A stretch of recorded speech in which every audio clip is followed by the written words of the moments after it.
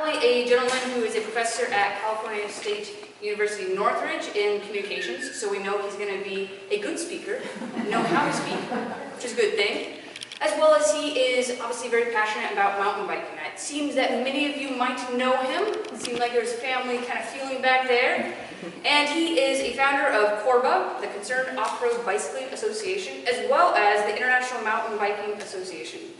He's also a co-author of Where to Bike, Los Angeles Mountain Biking, which will be over there, and I'm sure he'll touch on that as well. But another interesting point is it's just not a passion for mountain biking that he has, it's a passion for the Santa Monica Mountains as a whole. He serves on the California Trails and Greenway Foundation, as well as the governing board of the Mountains Recreation and Conservation Authority. So, it is my extreme pleasure to welcome Jim.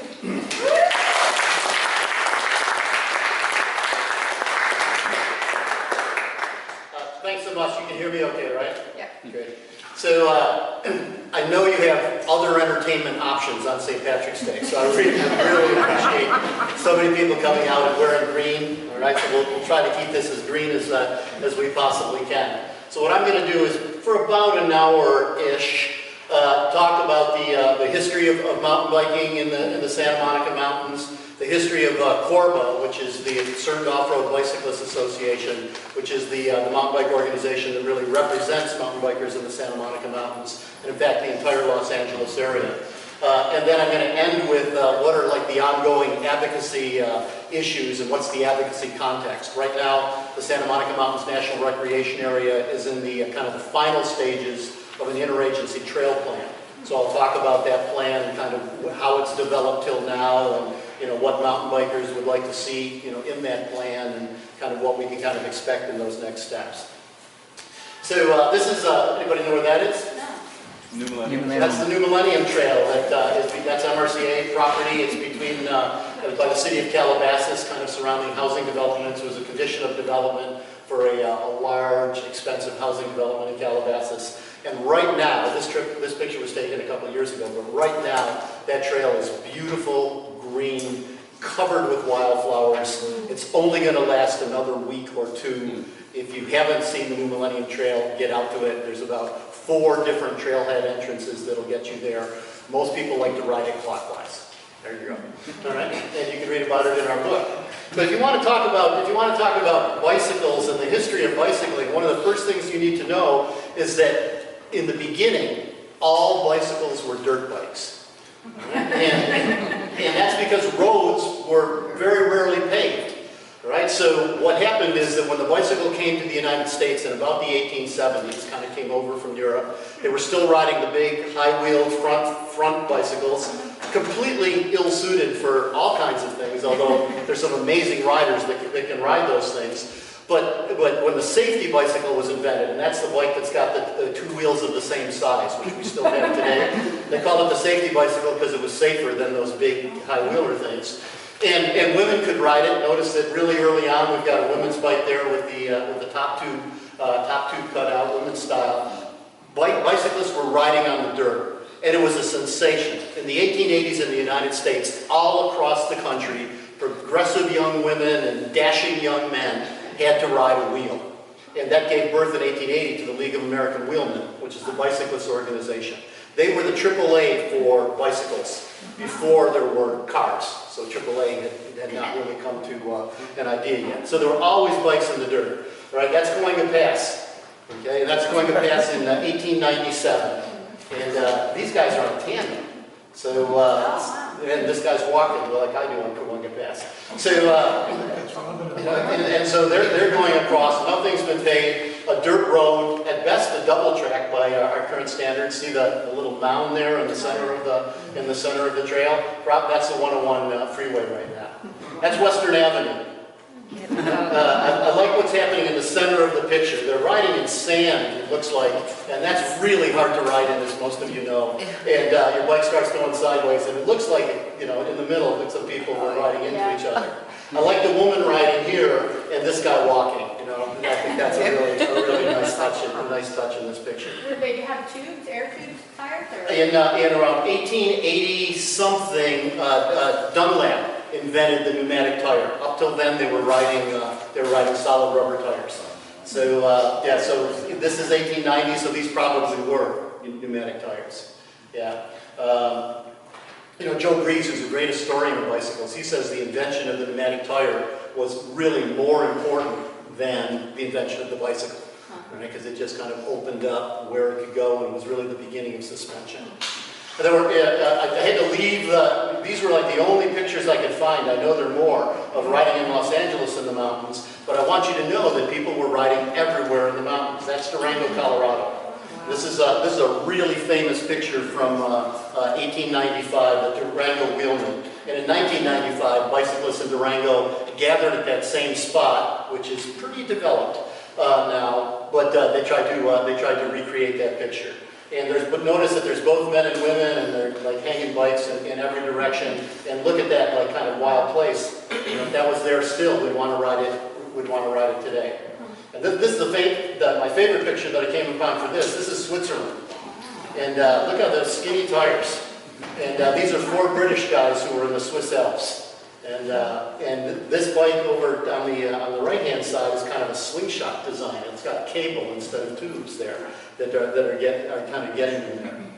So the point is that the bicycle was inherently something to be ridden on dirt. What happened is that bicyclists organized, and one of the things they complained about was these darn dirt roads, especially when they got wet. They were all being chopped up by horses and by carriage wheels and those kinds of things. And the bicyclists became part of what was called the Good Roads movement. And again, that was like a predecessor to AAA. And so they began advocating politically to pave the roads. As mountain bikers, we look back on this as a gigantic mistake. The paving of the roads led to car culture, it led to sprawl, it led to all kinds of things, and it kind of separated the bicycle from the dirt for many years. And so for many years what happened was that the bicycle became kind of a toy. And there were adult recreational riders, and certainly there were adult racers, and there was adult competition, you know, all those kinds of things. But for the most part, when a kid turned 16, or whatever the driving age was in their given state, they gave up their bike and started driving a car, and the bike was put in the garage or passed down to little brother and sister. Right? So what happened then is that we're going to take a big jump, like up to the 1970s, where it turned out there was a big bicycle boom. And it was a bicycle boom that was fueled by a number of things. In the 1970s, a lot of people started running for recreation. James Fix wrote the complete book of running, and running as a kind of an everyday sport became really popular. And that kind of opened up the door to other aerobic sports and other kind of endurance sports. And a lot of people who went running started breaking or burning out their knees. All right? I'm one, George Bush is one, George W. Bush is one. There's a lot of people who used to run, and all of a sudden we couldn't do it anymore. And those people kind of went over to bicycling as something that was much easier on the knees, because it's a non-stress exercise. You kind of shift and keep it smooth on your knees. The other thing that happened is that an organization called Bike Centennial was created in 1974-75, anticipating the bicentennial of 1976. And they were trying to encourage people to ride their bicycle all the way or part of the way cross country. And it kind of seemed like a crazy enough idea that a lot of people wanted to do something like that. And it was actually pretty successful. Hundreds of people, probably thousands, rode their bikes coast to coast as part of the Bike Centennial to celebrate the 200th anniversary of the United States. And so that gave a big boom to bicycling in the 1970s. And the other thing that happened, and it happened right here in Southern California, was the birth of BMX, right? Bicycle motocross. And those are those little 20-inch wheels bikes that kids ride, and a fierce competition scene began to develop. And they would build tracks with jumps. It was really easy to build a track. You just needed a vacant lot, you know, and something that could move dirt, and create these jumps. And kids of every age kind of came up through the BMX scene. There's probably people here who are BMXers. Who here was a BMXer? Yeah, oh, there you go. Okay. Not as many as I thought. All right, so. But in any case, now we've got a big number of people, from a recreational point of view, that have kind of opened the door and are into bicycling. And what began to happen is there began to be experimentation with riding bikes in the dirt. BMX was in dirt, so they were already, you know, kind of on their way in. What happens next is kind of credited to Marin, California, the birth of the clunker, but it was really happening all around the world. Wherever there were bicycles, there were bicycle mechanics who said, I can make this thing better.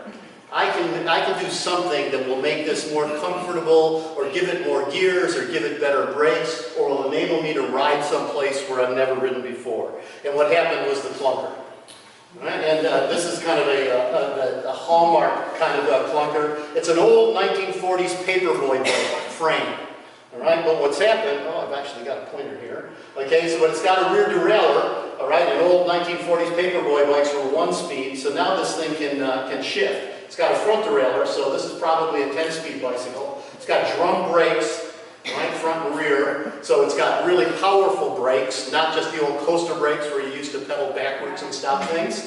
All right, those brake levers are probably from a motorcycle.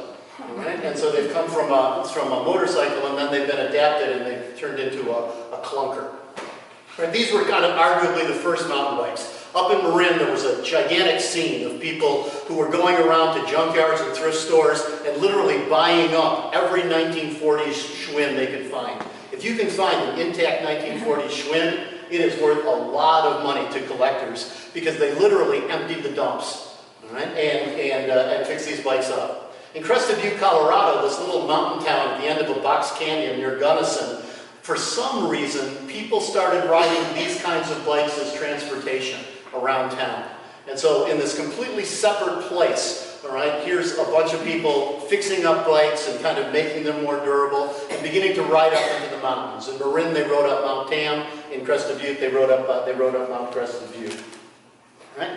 What began to happen then is that somebody said, you know, we could make one of these. We could make a better bike instead of just fixing up an old one. Besides, these old frames, they're getting hard to find.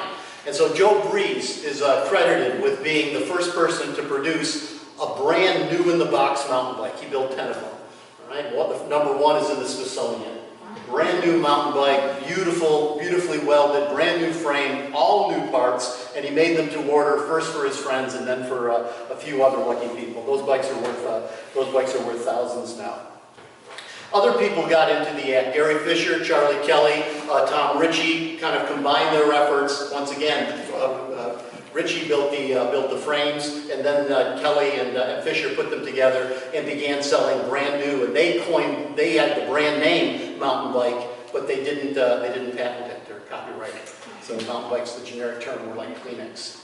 Right, so, but this was also happening, people really beginning their own. And here's where Southern California comes in. Oh, that's the wrong one. Who's that? Victor Vincenti of America. And it says 1991 on there, but this picture is really much earlier. And this bike was built in 1979. Victor built that bike in 1979, and he built about 8 or 9 of them. He lived in Topanga, you know, not far from here.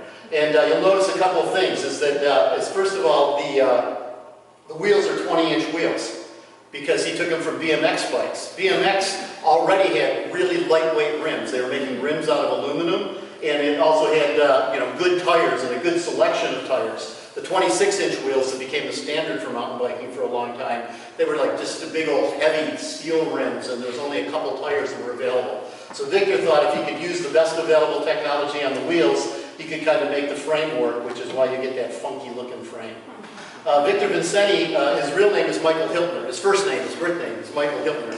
He was a U.S. champion racer. He raced in Europe. He was one of the first United States bicyclists to race in Europe. He raced on the United States Olympic team. And when he came back, he was looking for a challenge, and he decided to ride cross-country, but not just for the experience, as a race. And so he set the record for going from the West Coast to the East Coast, and then he turned around and set the record coming back, which also gave him the record for coast to coast to coast. And he held it for many years until the Race Across America started several years later. Probably on that ride, in some like sleep-deprived state, he was thinking up new names for himself. And he wanted to denote champion. So Victor Vincenti of America. You got kind of like 2 victories and an America in there. How can you go wrong? Right? So, and that's the bike kind of closer up. Right? It only had a 1 chain ring in the front, but it did have a derailleur in the rear. in the rear, those 20-inch tires. Victor also became a promoter of mountain bikes and the mountain bike scene in Los Angeles. He ran races. One of the races is called Reseda to the Sea, right? And it began at the end of it began at the end of Reseda Boulevard in the San Fernando Valley, went up, crossed Mulholland, came down through what is now Topanga State Park. I'm not even sure it was then. And came down here into the Palisades, emptied out on Palisades Boulevard, turned around, went back up Paseo Miramar, and back to Reseda. 32 miles, they raced it. And that race ran from 1980 to 1995. And now people still do it in March as just a recreational kind of event. He also ran a race at Puerco Canyon. If people gathered at the bottom of PCH, they had an uphill race. They raced to the top of Puerco Canyon. They stopped, the winner was crowned, they ate, they rested, and then they had a race coming down Puerco Canyon, and they got down to the bottom. So it was a stage race where both stages happened in the same day.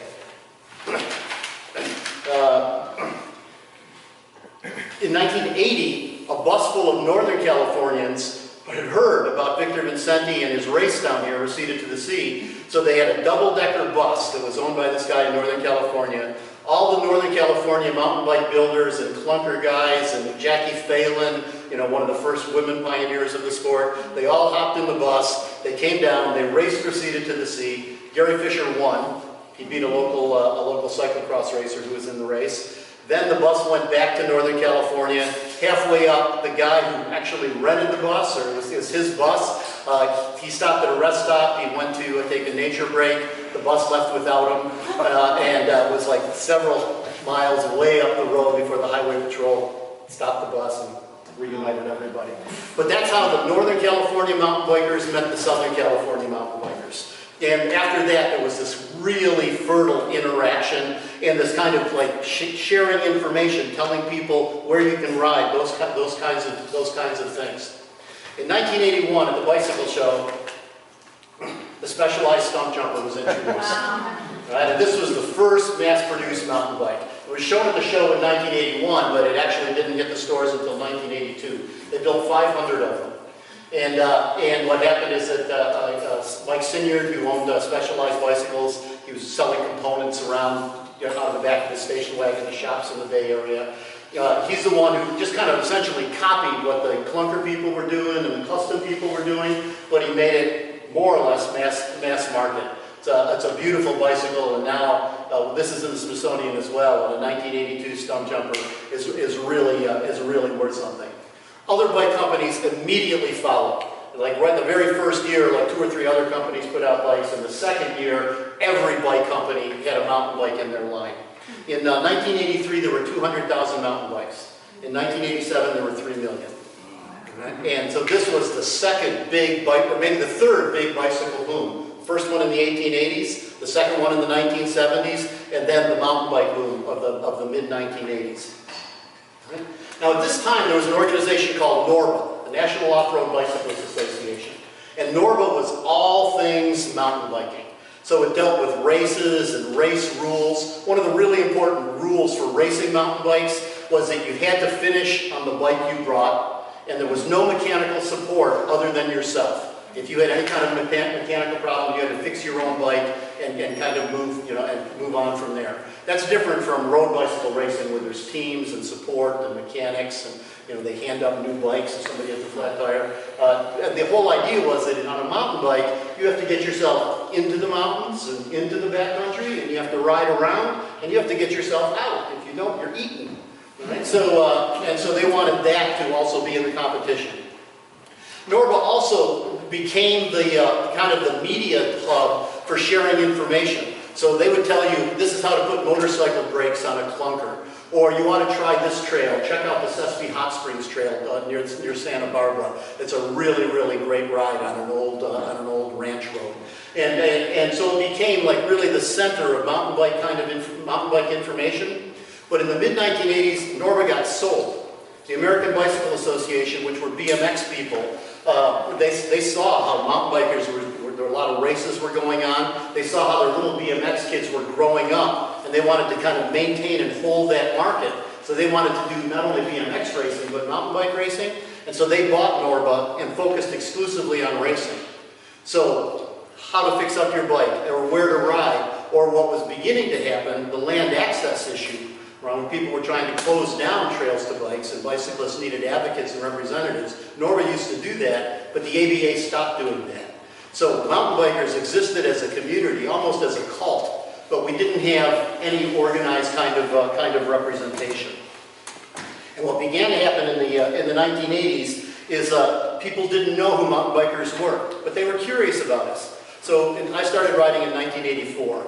And one day I was riding at the hub in Topanga State Park, and some horses were coming up the trail. And it was 1984. They hadn't seen a bunch of mountain bikes. Equestrians have now, but they hadn't seen a bunch of mountain bikes then.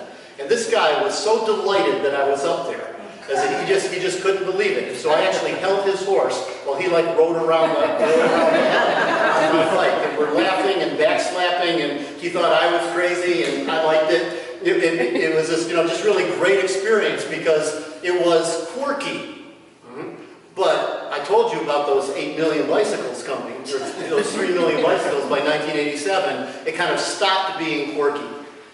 There was a scene in Los Angeles. Casey Patterson, who lived here in Topanga, used to run mountain bike tours out in Point Mugu State Park and on Catalina Island.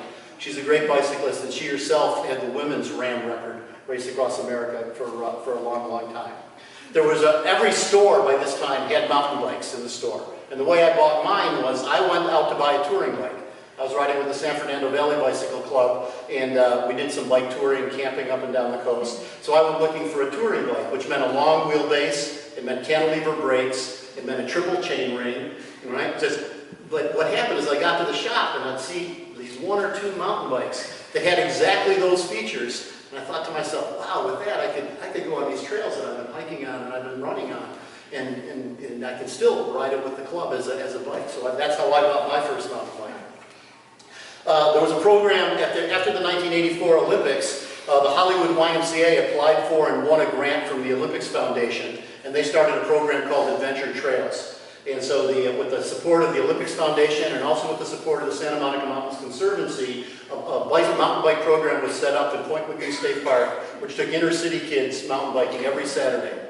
All right, and we kept the bikes out at Point Mugu. I volunteered with that program for many years. Darius Bayer was the therapist who worked with the program, and Larry Shaw was the guy who ran the program. And so every Saturday, a bus would come from the Hollywood YMCA. I think the county supervisors paid for the bus. Boys clubs, girls clubs, church groups, whatever. All inner city kids, and we'd go on mountain bike rides around Sycamore Canyon. Still a great place for riders at every level. There's trails there for beginners, and there's trails there for advanced riders. It's one of the best places in the mountains.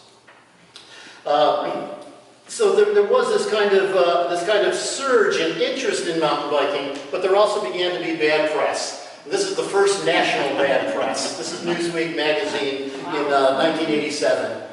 Two-wheel terrors. Now the article itself is really not so bad, and I've cut it off here so we can see the headline. But the headline, like all headline writers, they want you to read their story, so you got to watch out for.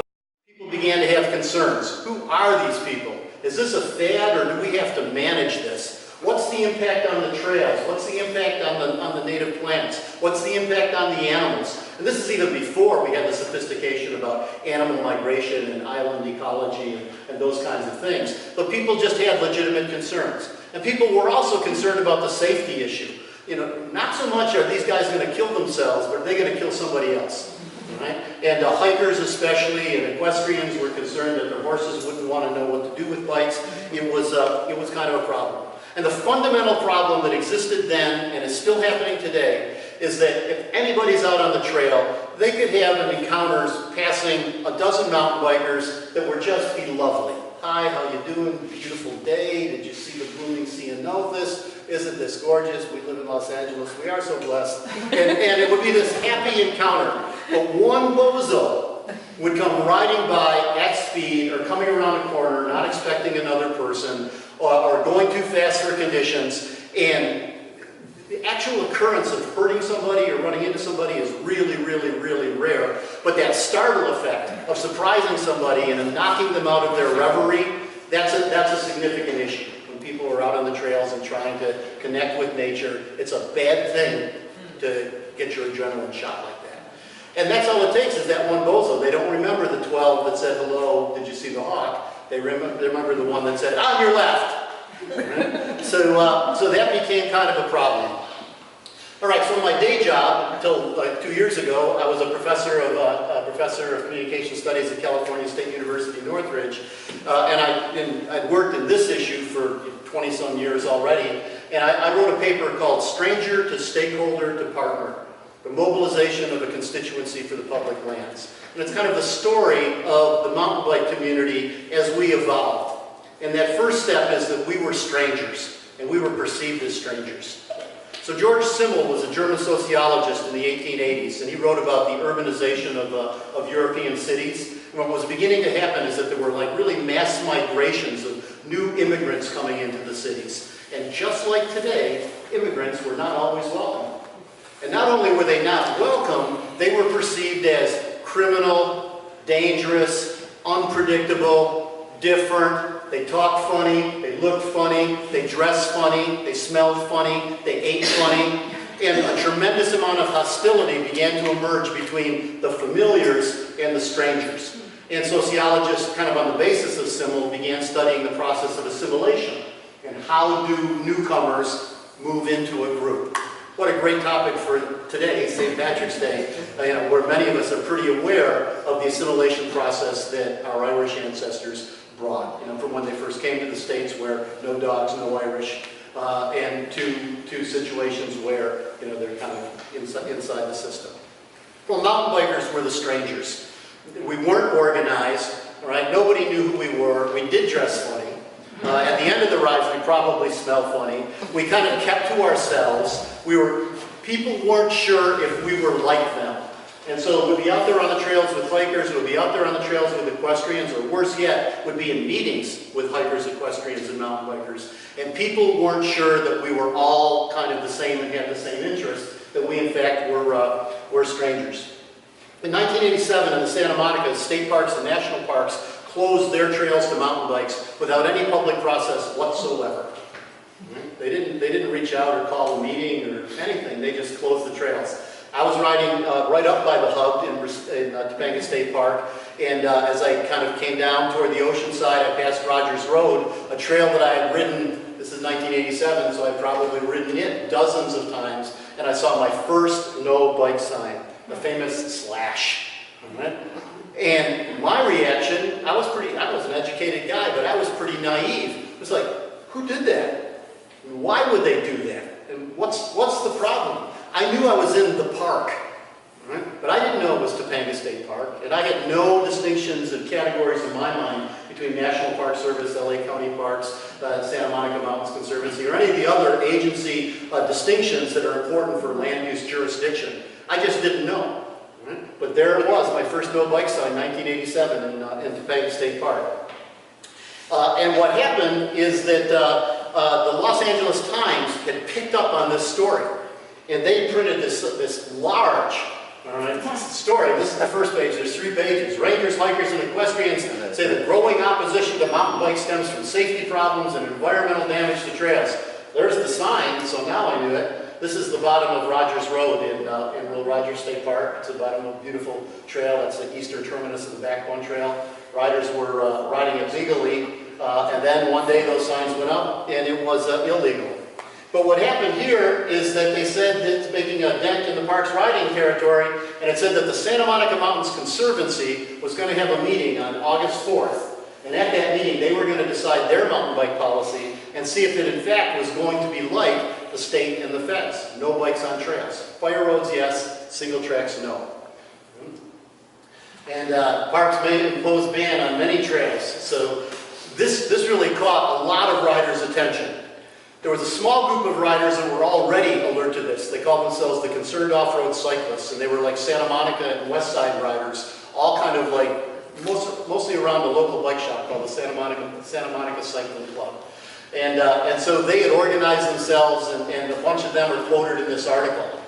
At the meeting, which is at Red Rock Canyon, Joe Edmondson tells me it's the first outdoor meeting the Conservancy had. As meeting time approached, bicyclists were riding in from different directions. Some came in from Topanga, some came in over the top on Calabasas Road, there were about 30 or 40 bicyclists who showed up, mostly in ones and twos. We didn't know one another, right? But we showed up for this meeting because we had seen this story in the paper.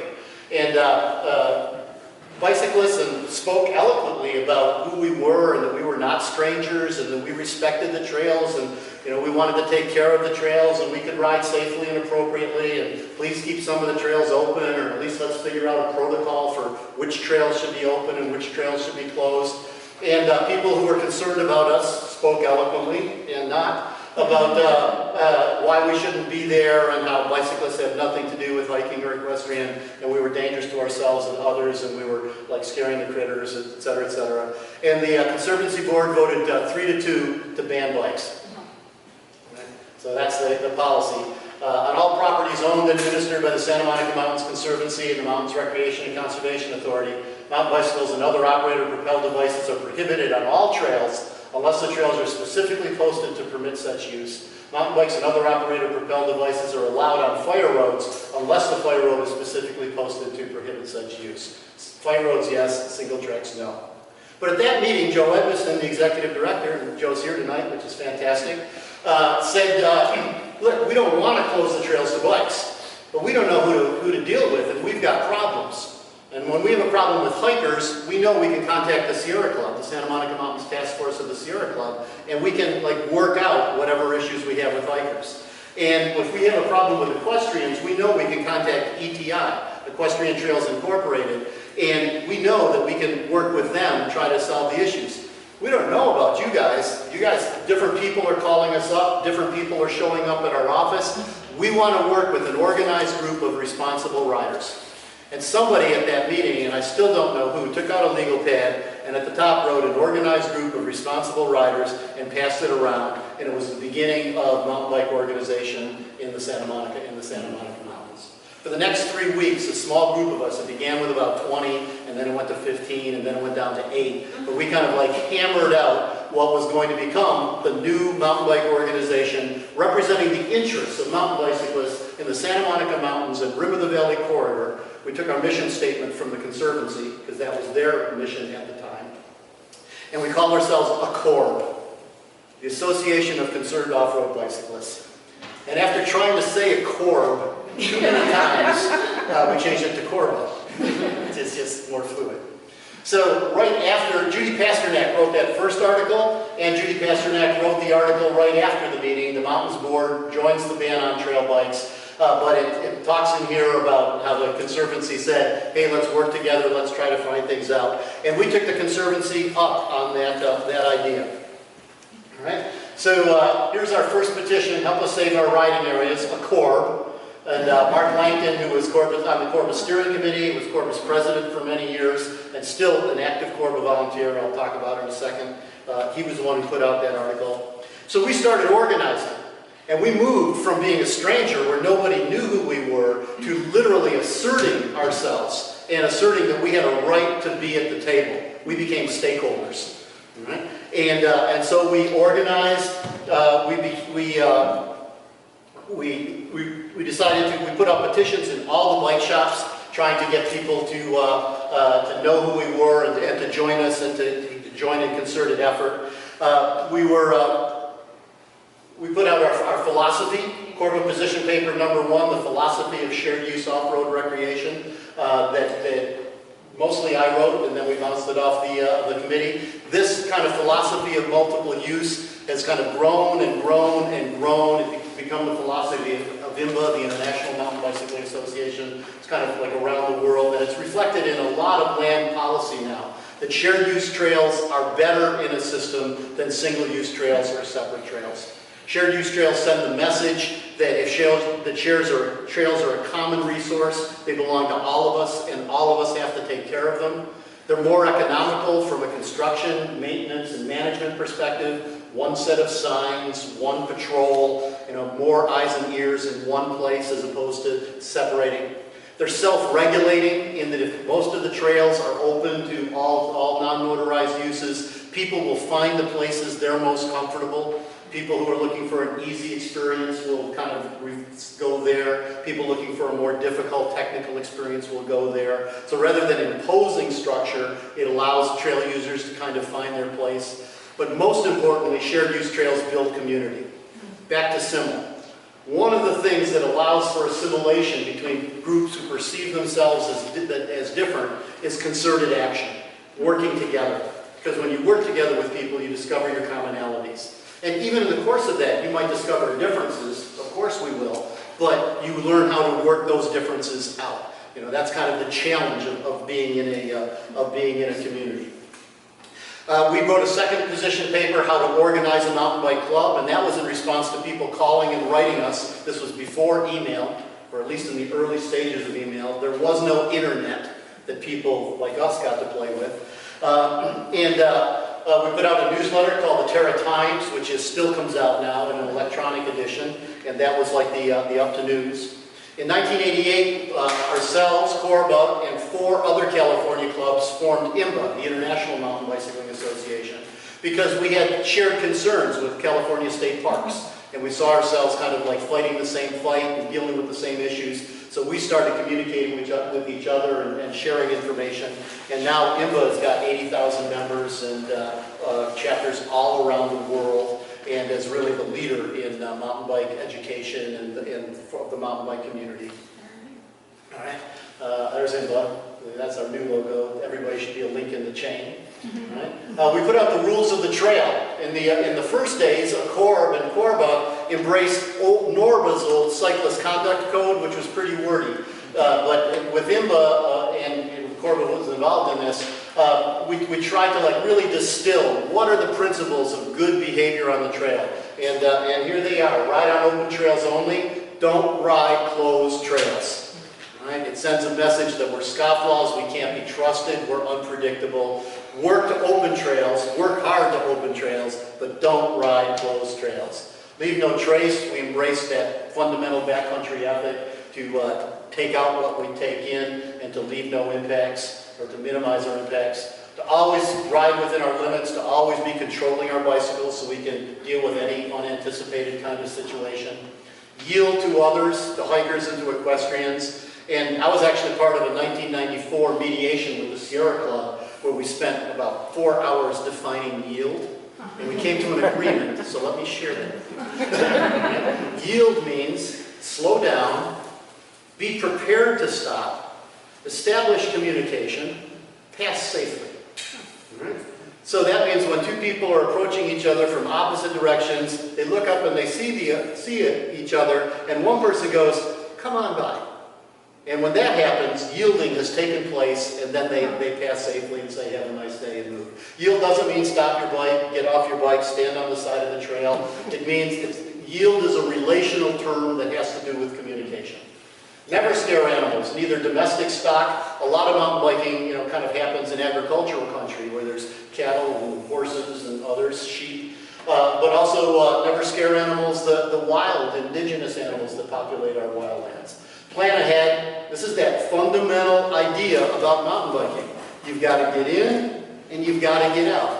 So you've got to have the right tools, you've got to have the right equipment, you've got to have lights if it's going to be dark, you've got to have the right clothes, you've got to have all those kinds of things that will mean that you're a responsible, independent, competent backcountry user. What began to happen from all of this activity and from all of this work is that we moved from being just kind of stakeholders, people at the table. Sometimes they didn't want us at the table, but they at least acknowledged you should be at the table. Are the bicyclists here? What do the bicyclists think of this? That was really a big step forward for us. All right? But we moved to the final stage, and the stage we're still in, and that's being partners. All right, so here's Bill Evanston in another day. Here goes your picture. All right, and Dave Gackenbach, who is the superintendent of NPS, and Harry Leary from Diamondback Bicycles, and Dan Priest there over on the right, looking dapper.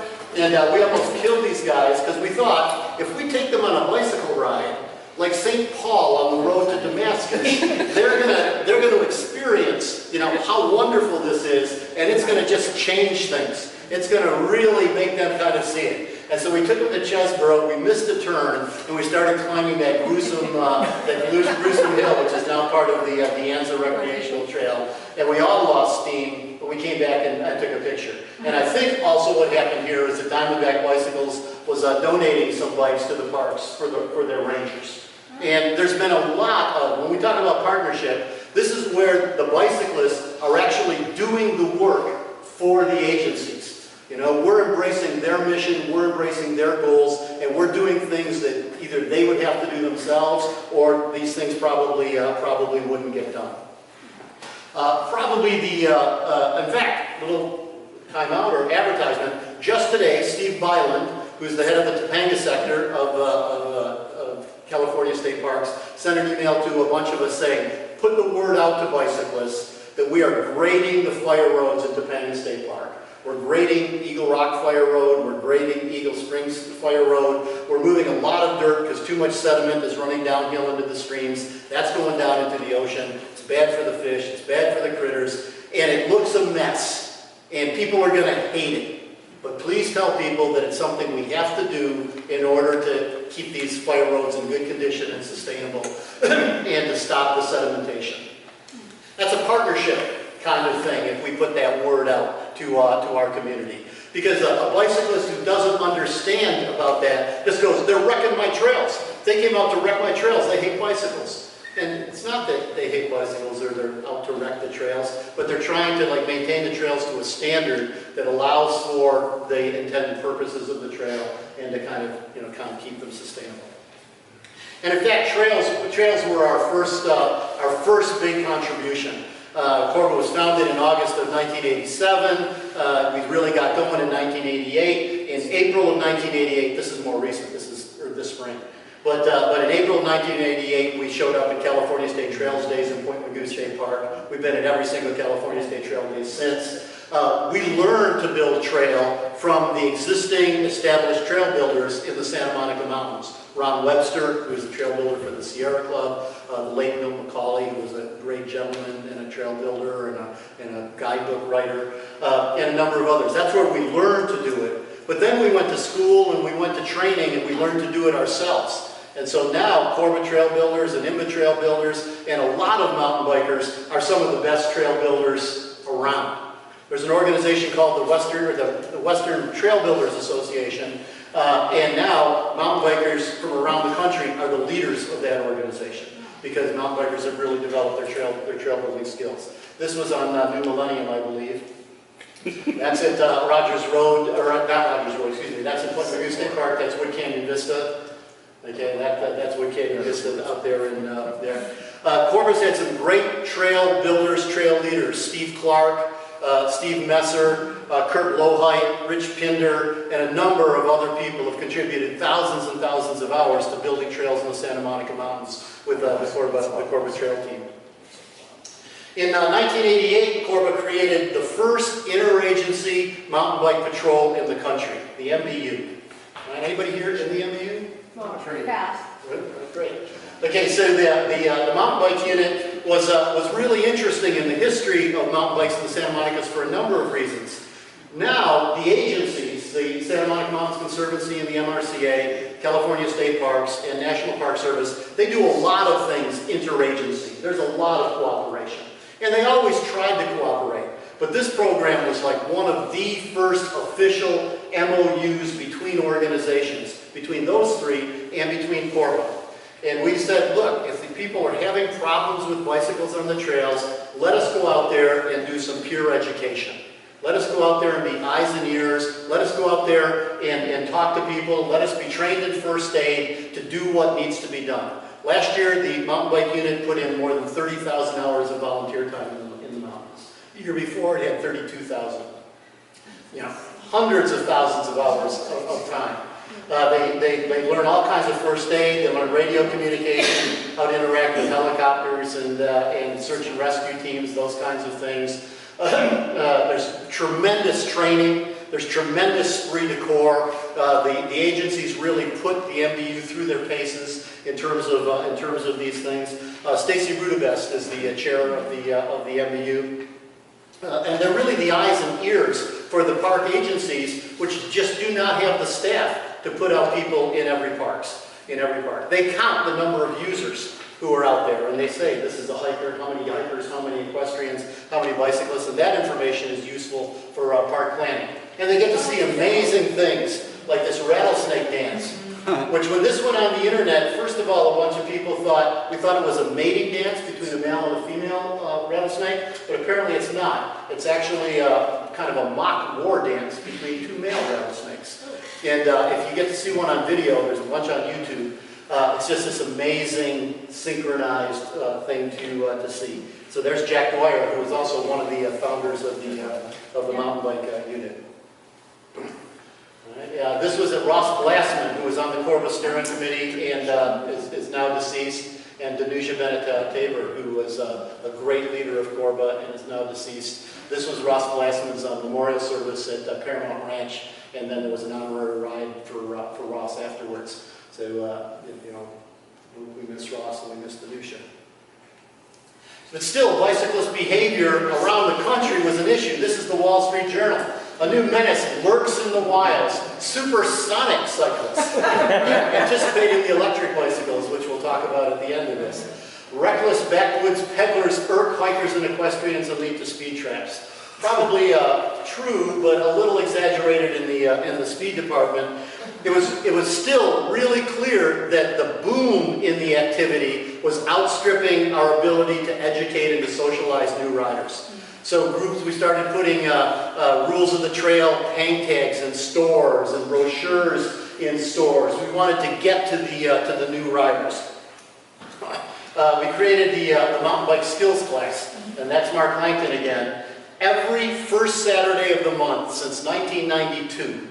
Okay, so what is that? 25 years? 23 years? Mark has led a free mountain bike skills class, and currently they're taking place in Malibu Creek State Park. First Saturday of the month, show up at Malibu Creek State Park. No matter what you know or what you think you know, Mark will make you a better rider. He's got a great ability to kind of visualize what you're doing and kind of make suggestions to make it better. And an important part of that skills class is not just the technical skills, but it's also the etiquette behavior. And so we tell this to the shops. When you sell a mountain bike and you're selling your mountain bike to a new rider, tell them to come out and take advantage of the skills class. And all of the MBU people go to the skills class as well.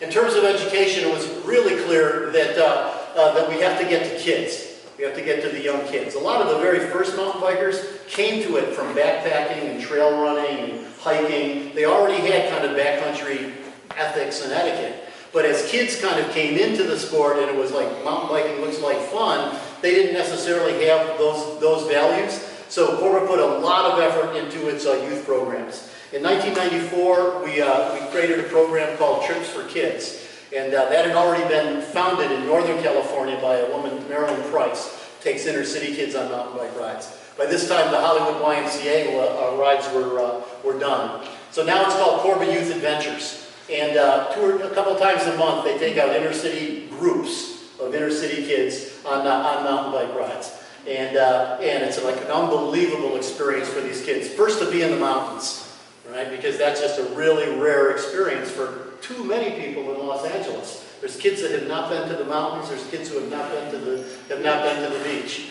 All right, and then they take them on a mountain bike ride. The MBU is part of it. It's a ride which kind of really shows them first how to ride, and then takes them on a nice, safe, scenic place. There's a little bit of nature interpretation.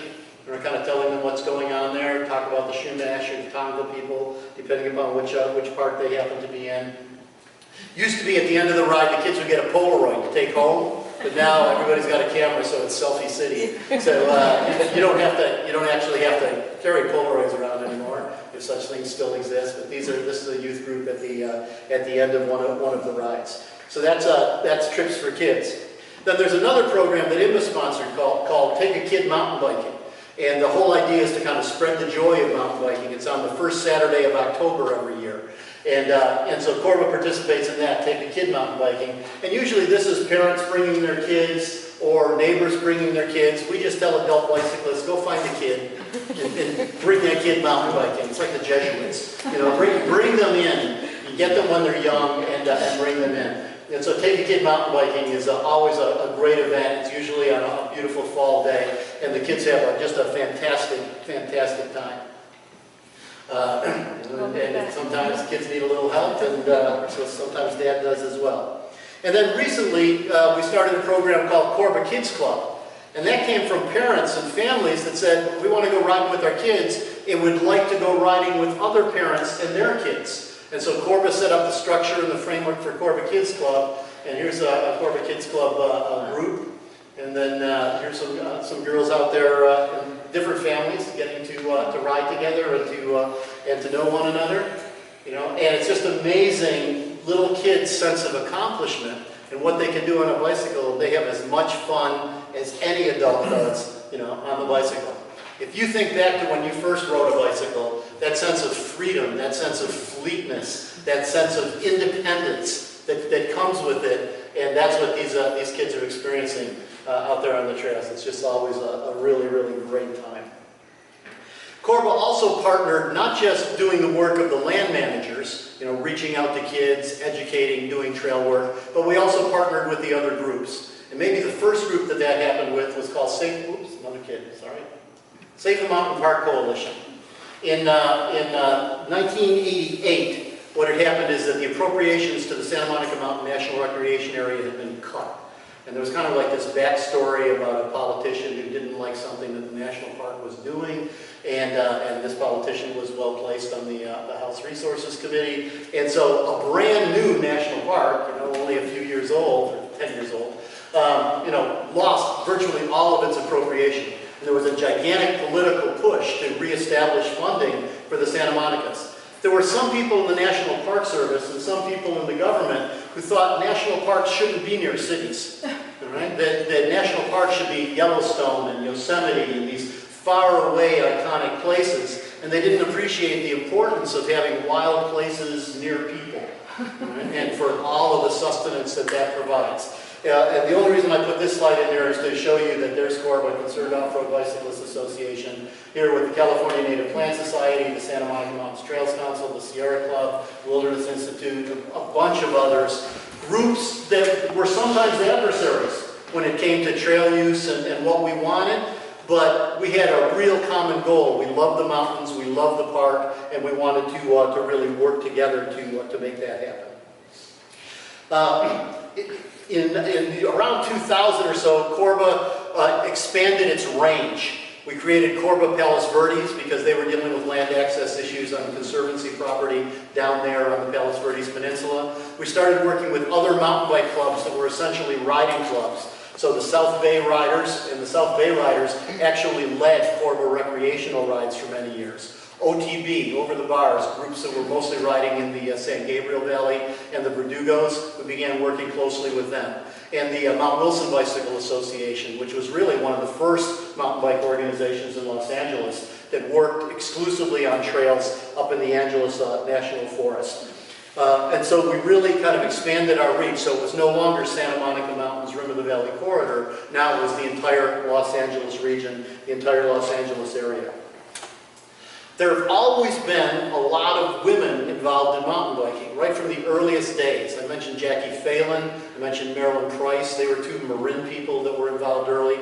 Jackie Phelan was a great racer, a national championship. She competed in world championships.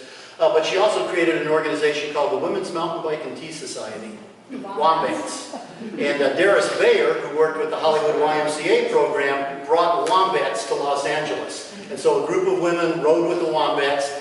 They found it more satisfying to ride with other women than to ride with men. I used to ride. You rode with the Wombats? Fantastic. All right? And so it was incredibly social, it was incredibly fun, and it took kind of it took the power differential and it took like a lot of masculine energy out of the picture, and it was just a really great, safe, and wonderfully inviting place for women to ride. And so the Wombats were a great organization, but they never really thrived here in Los Angeles. And eventually they just kind of like dissipated. But girls gone riding. Don't forget cheap applause. I said, what's the biggest logo I can get in here?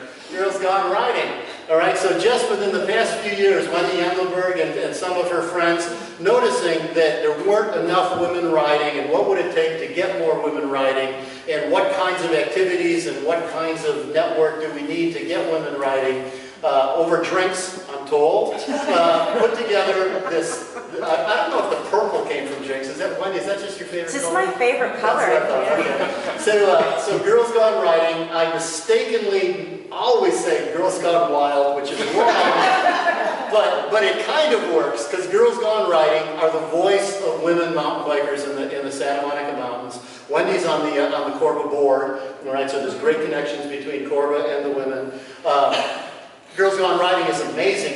In a few short years, there's like 1,000 riders. There's 2 chapters. There's about to be a San Diego chapter of Girls Gone Riding. So they've got their network. They have an annual event called Rocktober, which brings out hundreds, women and men, but mostly women of all levels. Women can find other women to ride with who are at their speed. Here they are at the MASH site looking for direction.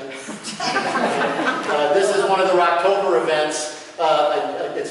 You can't see their faces, which is too bad, but you can see how many of them that there are, decked in purple and pink.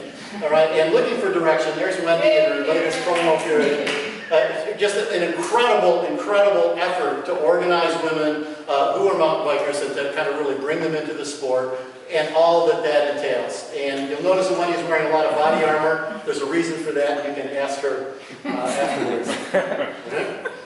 The other thing that Corba's done is reached out to the other user groups to try to do joint activities. This is at the California State Trails Conference that was held here 2 years ago. It's about to be held up in Yosemite. And after every single Trails Conference, there's an event called the Ride, Hike, Bike event, where hikers and bicyclists and equestrians ride the same trails. And so this was in Point Mugu State Park. We essentially rode into the back to the MASH site and then around through the YMCA camps back over Tapia Spur. And we try to have joint events because of that, once again, not wanting to be strangers. We don't want to have, okay, this is your ghetto, you ride over here, you belong over there, this is your separate place. We want these shared trails to be a shared resource. Right?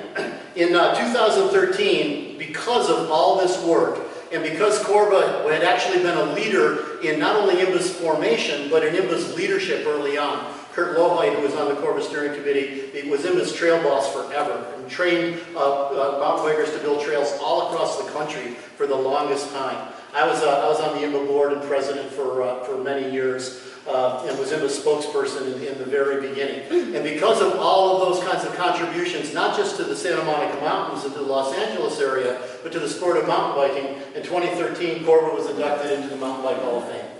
And so that was our trophy that was given to us that year.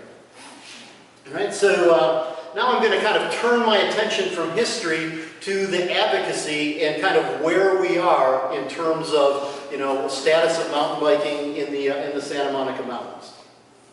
Ever since the beginning, there have been 3 issues involved in whether or not bicycles should be allowed on trails in the backcountry. Number 1 is safety. The safety of the bicyclist and the safety of the other visitors to the park.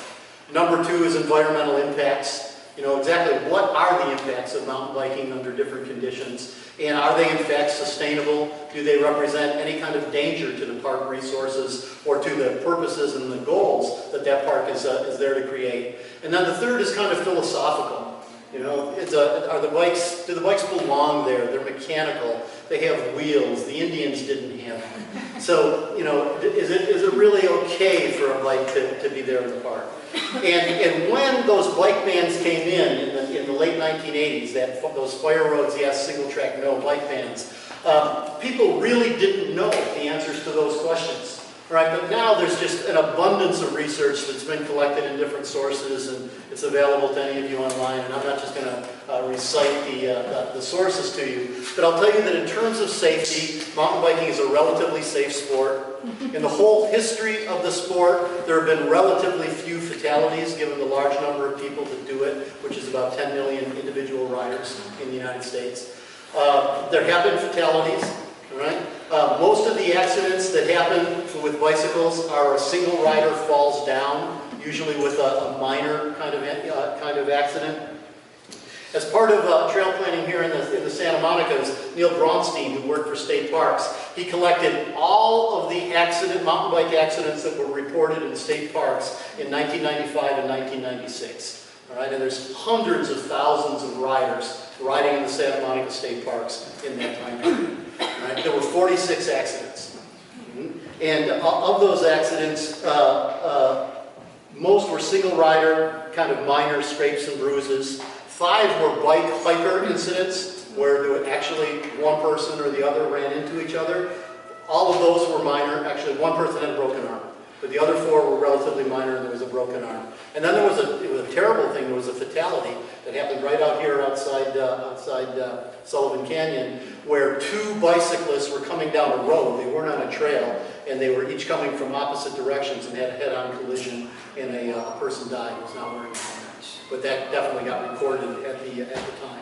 You know, every accident is a terrible thing, and something we need to take seriously, and something we need to kind of look at and study and see what can we do to kind of stop that. But in point of fact, it's a relatively, very, very safe activity. There's a ton of research that kind of supports that.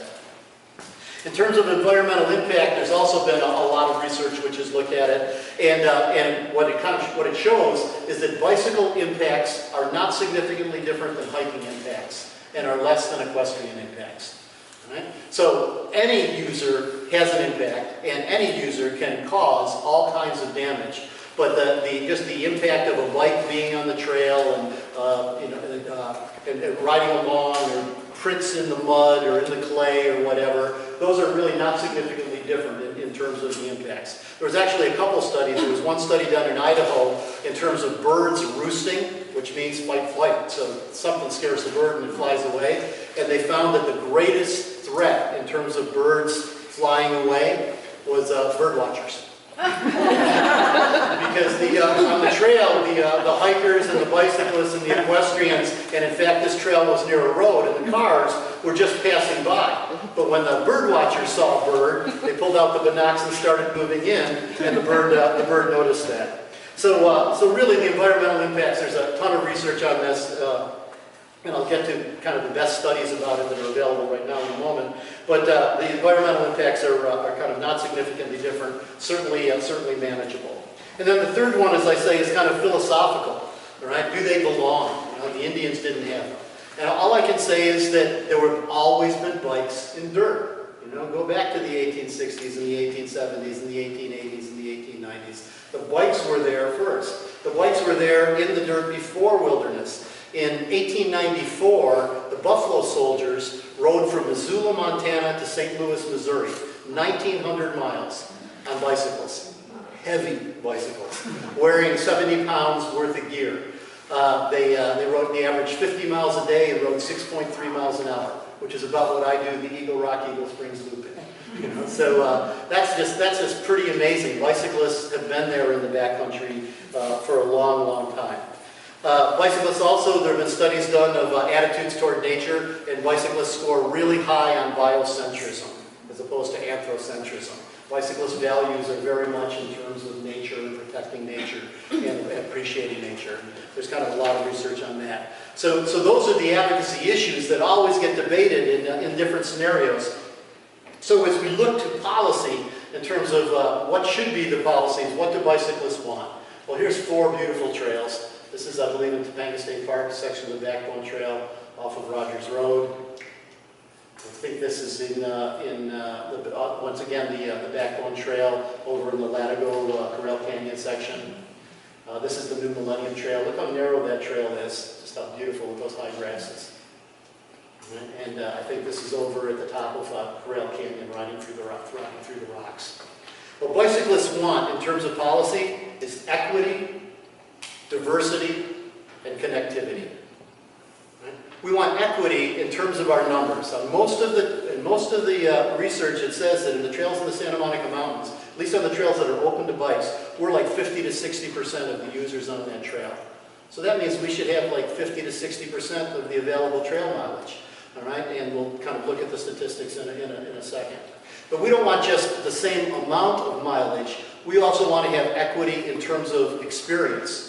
Right? We want to have diversity. We want to have like trails for all levels. Bicycling is a progressive outdoor recreation. And like all kinds of outdoor recreation, you have beginners, and you have intermediates, and you have advanced. That's how hikers are, that's how runners are, that's how climbers are, that's how kayakers are, that's how swimmers are, that's how bicycles are. And so that means that for beginning bicyclists, we need smooth, wide trails with big sight distances and lots of places where you can kind of make mistakes or get off and not have to worry about falling off a cliff or anything like that. But as a bicyclist gets better, that bicyclist is going to want more of a close-in nature experience, is going to want these kind of single-track trails. Bicyclists like to have bumps in the trails and to be able to ride over those bumps. And some bicyclists like to have jumps on the trail and are absolutely able to do it kind of safely and sustainably. Those kinds of facilities exist and those kinds of facilities can be built. So a good trail system is going to have, just like it has for other users, it's going to have like this range of diverse facilities. Right? And we also want connectivity. Right? Bicyclists want to be able to get to the cool places. We want to be able to see the sights that other users are getting to see. We want to be able to get to places that are important. One of my pet peeves has to do with Temescal Canyon Park. I live in Woodland Hills, and I can ride up Dirt Mulholland, and I can turn into Topanga State Park, and I can get up to the turnoff for the Temescal Fire Road, where I encounter the no bike sign. And I can't ride that 2 miles that gets me down from the top. There's two trails. I can't ride either one of them that'll get me down into Temescal Canyon or back. Now what I could do is I could ride the Backbone Trail over to Will Rogers State Park, and there's a trail that goes from Will Rogers to here, but there's no bike signs. So I can't get from Will Rogers State Park here to Temescal. Now Temescal is a cool place to be. Like this is March, this is the first Chautauqua of the season. But when we hit July and August, it's still going to be light when we get out of here at 9:30. And I'd be able to ride my bike both ways across the mountains. So we need to look at, from a planning perspective, where do people need to be, and is there in fact at least one bicycle trail or bicycle legal trail that will allow the bicyclist to get there by bicycle. It really beats driving across Topanga, down PCH, up Temescal Canyon. Right? So what are the policies and what's the status quo in the mountains? Right now, the interagency trail plan is going on, and this has been passed out by the people that are working on that. National Park Service is up top. Those are roads, those are trails, those are combined roads and trails. DPR is Department of Park and Recreation. That's California State Parks. Santa Monica Mountains Conservancy and MRCA, Mountains Recreation Trust, and there's like some other trails in the mountains that are kind of undesignated. And then here you have the totals for all groups. The National Park Service in 1988 closed, this is nationally, closed all of their trails to bikes and said in order for a trail to be open to bicycles, there has to be a superintendent's order. And that sounds like, okay, that sounds reasonable. But what that means in National Park Service lingo is that they have to put that in, they have to do unbelievable amount of study. Then they have to put it in the Federal Register and call for national comments. And so that means that if they want to open up a trail in Chesbrough Canyon, that it has to go to Washington, it has to go through their legal department, it has to be in the Federal Register, and there has to be a public comment period, and then their lawyers in Washington tell the people here in the Santa Monicas, yes, no, whatever. That's how it used to be in 1988. But in 2012, NPS changed their rule. So now the decision can be made at the local level. So that's great. That's where the decisions should be made about trail use. The National Park Service is doing really great on that. And then look at the trails. 57% of their trails are multiple use. That means open to bikes. And I said that about 50 to 60% of the users of the trails are bicyclists. So that's a good number. That's kind of a reasonable reflection of who we are. It doesn't necessarily deal with that diversity issue and range of experience, but in terms of equity, it's a really good thing. The Santa Monica Mountains Conservancy and the MRCA, okay, we got about 20 miles of trails, 61% of them are multiple use. Again, that's pretty fair. That pretty much reflects, the situation. And now we get to the sad story of California State Parks. 16% of the trails are multiple use. And what's really amazing about this is that in the Santa Monica Mountains, the 3 big parks where mountain bikers ride are Point Mugu State Park, Melvin Creek State Park, and Topanga State Park. So it's the state parks that actually manages, the biggest facilities where bicyclists are riding.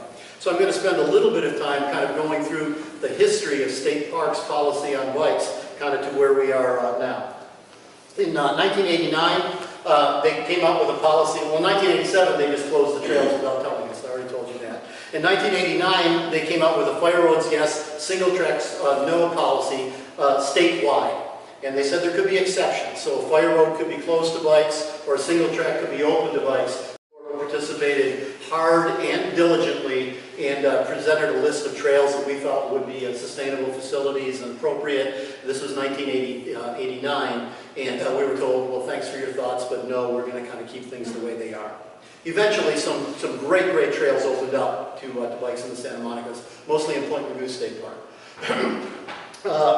In 1994, 5 years after they created that policy, they did an evaluation of that policy. Bicyclists asked them to do the 5-year evaluation of was that policy working. They wrote a report and said the policy is not working. Right? They said that the policy is unnecessary. We never intended that all of the trails would be closed, which seems to be the case, and that fire roads would usually be open. We wanted like a trail-by-trail process and designation to take place, and it never took place. They looked at the accident statistics and they said there aren't many accidents, so all these questions about safety seem to kind of fall away. But what accidents there are seem to be happening on the fire roads. Why is that? Because on fire roads, they're wider, they're smoother, you got longer sight lines, so everybody goes faster. And when they fall down, they're more likely to get hurt.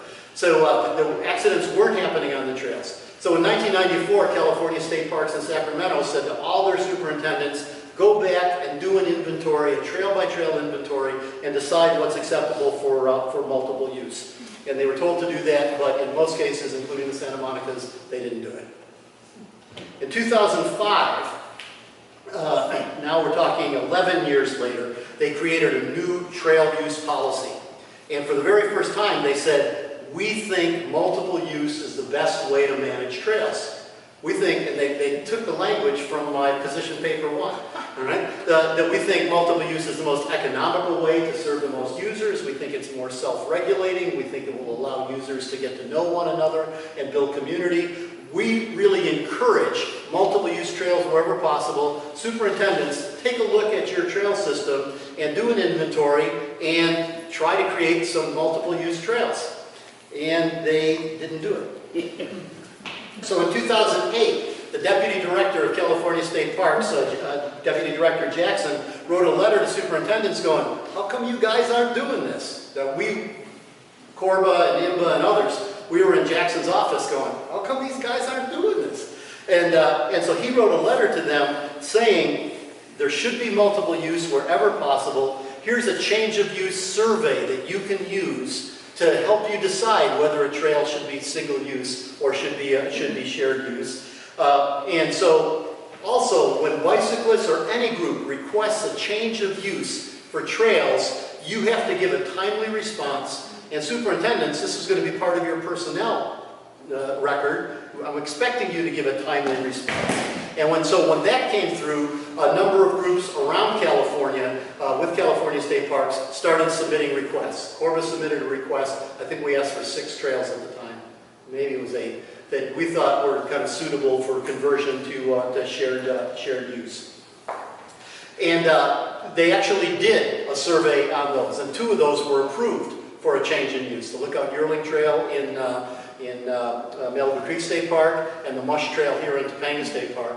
But even after they approved it, they still haven't opened it up to bikes nor done the work that they thought was necessary to open it up to bikes. And in all fairness, California State Parks is broke, all right? And the management of California State Parks has been in disarray for several years. So it's easy to understand why people don't want to take on new work. But there is a work plan, and we want to be on the work plan.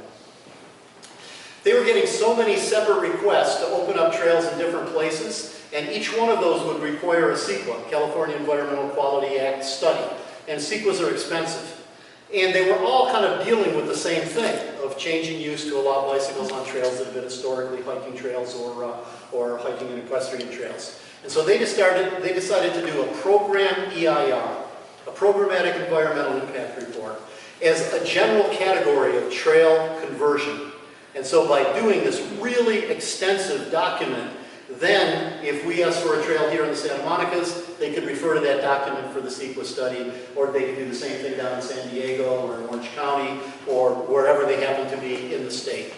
The PEIR is the best, the most up-to-date, the state-of-the-practice analysis of the impacts of trail users, not just bicyclists, but of all trail users, of hikers, of bicyclists, and of equestrians. And in one of the appendices of the PEIR, and this is available on the California State Parks website, they commissioned out a study on user conflict.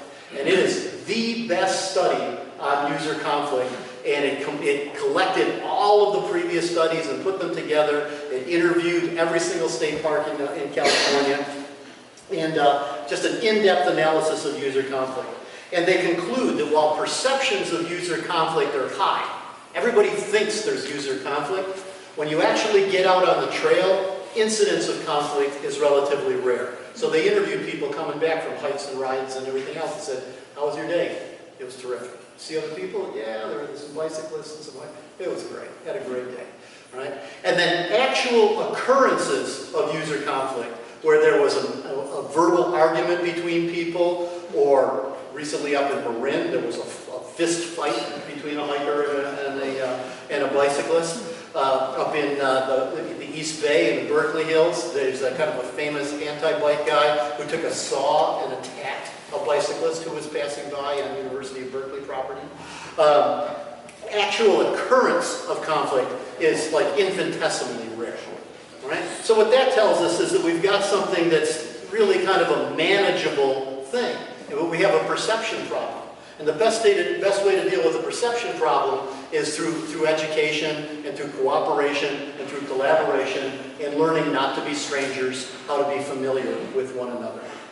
So the Interagency Trail Plan, it actually, in 1995, 1997, there was a plan called the SMART process. It was very, very contentious, but brought the three user groups together with agencies, a lot of facilitated meetings, and we came to some decisions. It was really, it was a difficult process, but a good process. There were points of agreement and points of disagreement. And then in 2005, they started the Interagency Trail Plan, and they did an inventory of all the trails. They were talking to a lot of people. They were walking trails and marking features that they thought were safe or dangerous or whatever. And they presented three alternatives that went out to public comment. But after that public comment, they ran out of money. So nothing happened until 2013. And in 2013, they had a new scoping meeting to say, we've got all this data from SMART and all this data from 2005, and we're going to continue this, and now we've got the funding. So all of the agencies are on a committee that are working on this, and I presume working hard, and we're told that pretty soon there'll be something for the public to comment on. And as bicyclists, we're really looking forward to it. There are new challenges in terms of bicycle management. And I'm just going to mention a couple of them, and there's also a bunch of new opportunities. Electric bicycles are coming. You know, probably most people here have seen them. Maybe you've ridden them. I had a chance to ride one for the MRCA Rangers as kind of a test ride. How might this perform in the field? And it'd be an unbelievable tool for rangers, right, performing in the field. They have little tiny electric motors, and you have to pedal, but you've got a maximum speed of about 20 miles an hour. But for a ranger, if there was an emergency incident, they could get to it and still be able to breathe and intervene and do the work the rangers have to do, instead of pedaling really hard like you'd have to do on a regular bicycle. The manufacturers of electric bicycles want them to be able to go any place that regular bicycles go. And the mountain bike community is divided. Right? If we took a straw poll here, it probably would go 50-50, I don't know. All right? So it's going to have to be hammered out. In my opinion, these are motorized. That means that they're not bicycles. All right? They're motors. Inland management, there's a kind of a clear distinction between motorized recreation and non-motorized recreation, and muscle-powered recreation. And those little tiny electric motors and those little tiny batteries are going to get smaller and more powerful and lighter. And I just think it's something that really requires a real active kind of management before we allow those on regular trails. But I've got a close friend, IMBA leader, great mountain bike advocate who thinks I'm nuts, and because he's old, he should be able to ride this. I don't think I gave a fair thing to his argument. We've been talking about multiple use trails and shared use trails, but in the last 20 years in the bicycle community, there's been a big movement toward purpose-built trails, building trails with bicycles in mind, softening the corners, putting up a little berm on the corner, so instead of having to turn a hard angle, the bicyclist can just kind of like ride around on the berm. Having trails that have technical features either built into the trail or having a regular trail that's shared use with an offshoot trail that has technical features. So riders who are more serious and want something more challenging can ride on those. When we do trail planning, there are going to be bicyclists who are asking for those kinds of facilities, and we're going to have to decide, are they appropriate in our different parks.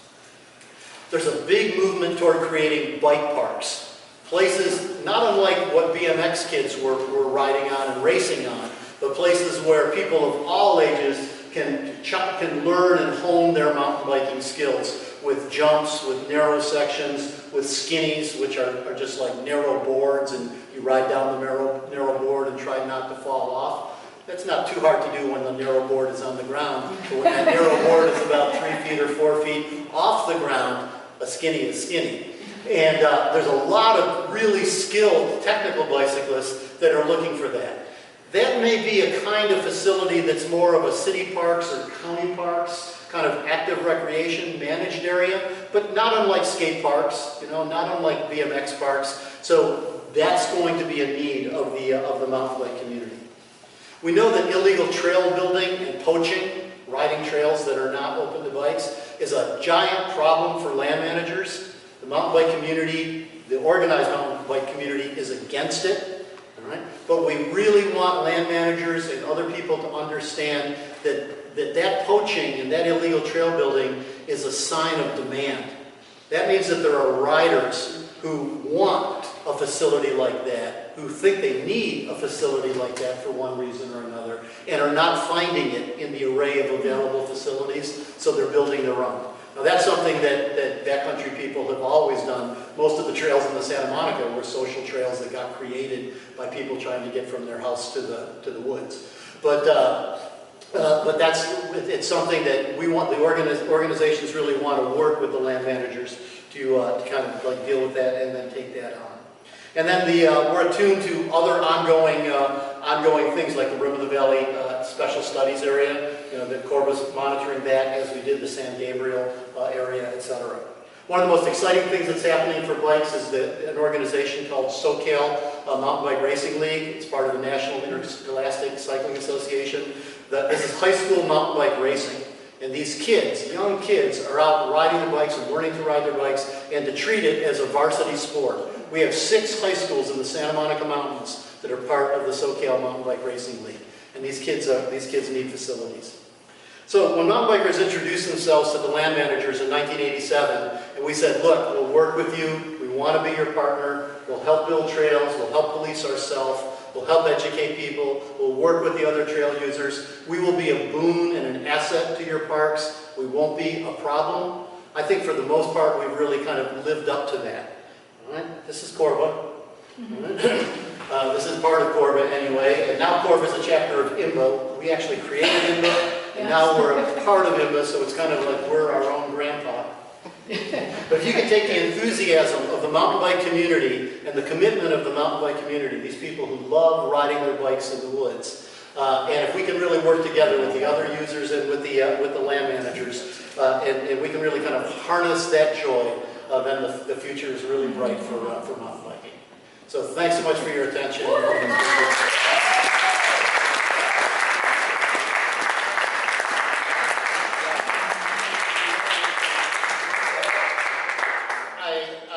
I hit my mark in terms of being late, but I'm happy to answer questions. And also there are books that are for sale that are written by myself, by Mark Langton, who you heard about, by Steve Messer, who is Corpus president, They sell for 23 bucks in the stores. We're selling them for 20 bucks tonight. And Steve and I will autograph if you want. There are Corba etiquette brochures over there that you can take a look at. And there's also Corba bells, all right, so that bicyclists can kind of signal to other users or signal at blind corners or signal when coming down the downhill so that horses and equestrians or horses and bikers know that you're coming. Questions? Yep? Yeah, Actually, can I squeeze in here for just 1 second? So folks, it is 9 o'clock. If you are on your way out, I also have a flyer of just some of the trails you can be on, as I know the message here was really responsible use and being basically responsible for what you're doing out there. You're representing everyone. So you can grab those, and then obviously the more detailed book over there, so you know what type of trails are out there. But thank you all for coming, and then yeah, we will have plenty of time for questions, because I think there are quite a few out there. So I will back away and... Where do you have that trail sheet? It's on the back page. Back with the T. All right, for those who have to go, thanks for coming.